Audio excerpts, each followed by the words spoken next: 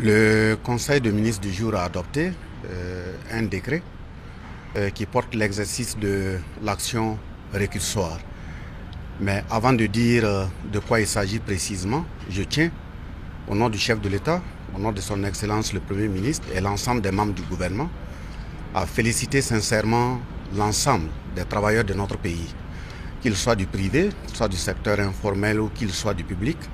Ils sont à féliciter pour leur résilience, leur investissement, leur esprit de sacrifice qui permet à notre nation de tenir. Et justement, ce texte a voulu tout simplement renforcer l'état de discipline, l'état d'esprit de sacrifice, l'état de professionnalisme, mais aussi l'état de rigueur. Vous savez très bien que l'administration publique, c'est pour servir le peuple.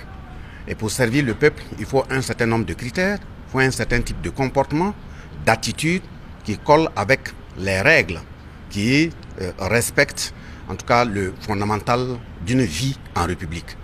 Et de ce point de vue, ce texte vient donner un certain nombre de bases pour éviter que l'agent de l'État qui agit au nom de l'État, qui agit au nom de l'intérêt public, n'en fasse référence à ses humeurs, soit à de la subjectivité, pour traiter un certain nombre de préoccupations. Autrement dit, si un agent de l'État qui agit au nom de l'État venait à prendre une décision qui a un impact négatif sur autrui, si autrui porte plainte en justice par rapport à cette décision, et si toutefois la justice donnait raison à autrui, l'État doit prendre toutes ses responsabilités réglées. Mais ça ne doit pas se limiter à ce règlement. L'État va se retourner contre cet agent indélicat qui a agi sans professionnalisme, qui a agi sans discipline et qui a agi également sans rigueur.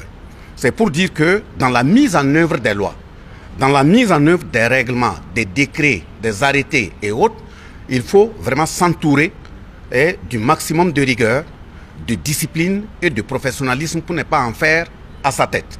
Si vous agissez, si l'État est tiré devant les juridictions et que l'État a tort, l'État va régler, mais l'agent indélicat va répondre devant l'État parce qu'il sera poursuivi et restituer à l'État tout ce que l'État a dépensé. Ce n'est pas pour faire des forces, des zones de chasse à des sorcières, c'est pour que l'État puisse renforcer la discipline en son sein, le professionnalisme, la rigueur, pour servir véritablement l'intérêt national et l'intérêt public.